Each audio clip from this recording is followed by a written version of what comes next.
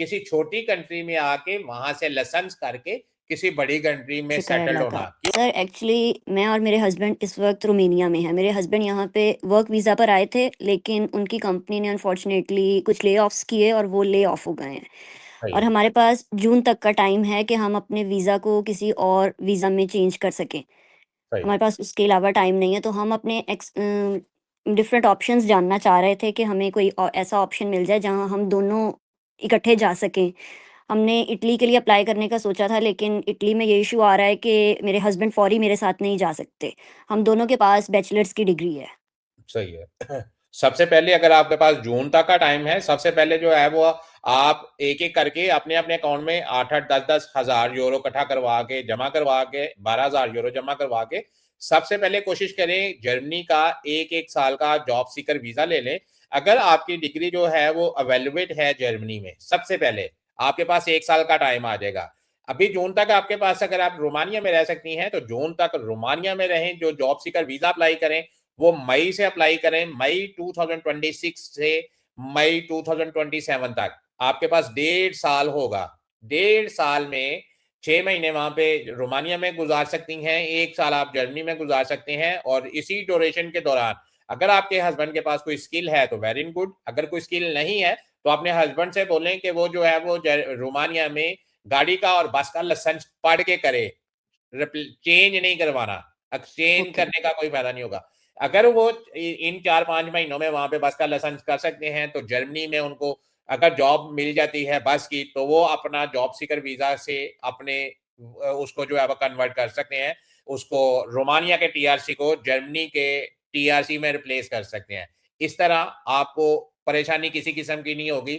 महीने 2 महीने 3 महीने के अंदर अंदर अगर आपके हस्बैंड कर लेते हैं, मई तक अप्रैल तक अगर आपके हस्बैंड जो है वो बस का लाइसेंस कर लेते हैं, तो आप वहां से जॉब ऑफर, जर्मनी से जॉब ऑफर तलाश करके रोमानिया से वीजा लगवा के एज ए वर्क वीजा जो है वो आप जर्मनी में अपने हस्बैंड के साथ आ सकते हैं। आपके हस्बैंड आएंगे, आपके पास जो है वो जॉब सीकर वीजा होगा, आप दोनों यहाँ पे आए, आपके हस्बैंड महीना 2 महीने 3 महीने यहाँ पे काम करेंगे, दूसरे जो रिक्वायरमेंट होती है आपको डिपेंडेंट बनाने के लिए वो पूरी करेंगे, और आपका जॉब सीकर वीजा जो है वो उसको अपने ऊपर डिपेंडेंट कर लेंगे। इस तरह दोनों के पास जो है वो जर्मनी की टीआरसी आ जाएगी। अगर आपके जी। हस्बैंड ये काम नहीं कर सकते, या वो कहते हैं कि भी मुझे जो है वो ड्राइवर नहीं बनना, अच्छा काम नहीं है, इज्जत नहीं है इसमें, या जो है वो कह लेंगे भी मैं क्यों ड्राइवर बनूं, मैं जो है वो अच्छा खासा पढ़ा लिखा आदमी हूँ, मैंने बैचलर किया हुआ है, तो फिर इसको कहें कि भी अपने हस्बैंड को कहें कि भी जॉब सीकर वीजा भी साथ में अप्लाई कर ले जर्मनी का, यहाँ पे आके जो है वो अपनी किस्मत आजमाई कर ले अपनी फील्ड में। अगर हो जाती है तो ठीक है, नहीं तो अभी से, आज से ही अपने हस्बैंड को बोले कि पुर्तगाल में आर्टिकल 92 भी साथ में अप्लाई कर ले। फायदा क्या होगा? फायदा ये होगा कि ये सारा टाइम जो है वो आपका आर्टिकल 92 में गुजर जाएगा, और जैसे ही 6 महीने ये गुजरेंगे, साथ में जो है वो एक साल जर्नी में गुजरेगा। इसी 1.5 साल के अंदर अंदर आपका जो है वो आर्टिकल 92 अप्रूव हो चुका होगा, आपके पास पुर्तगाल का आर्टिकल 92, पुर्तगाल का रेजिडेंस परमिट आ चुका होगा। तो ये 3 ओ ऑप्शन है। चौथी ऑप्शन ये है कि अभी आपके पास जून तक अगर टाइम है, तो आप जो है वो स्टडी वीजा अप्लाई कर लें, जिस किसी भी कंट्री का, यूरोपियन कंट्री का, जहाँ भी आपके हस्बैंड जो है वो आपके ऊपर डिपेंडेंट हो सके, या आपके हस्बैंड अप्लाई कर लें और आप उसके ऊपर जो है वो डिपेंडेंट हो सके। 5 कंट्री हैं जहाँ पे ये काम हो सकता है।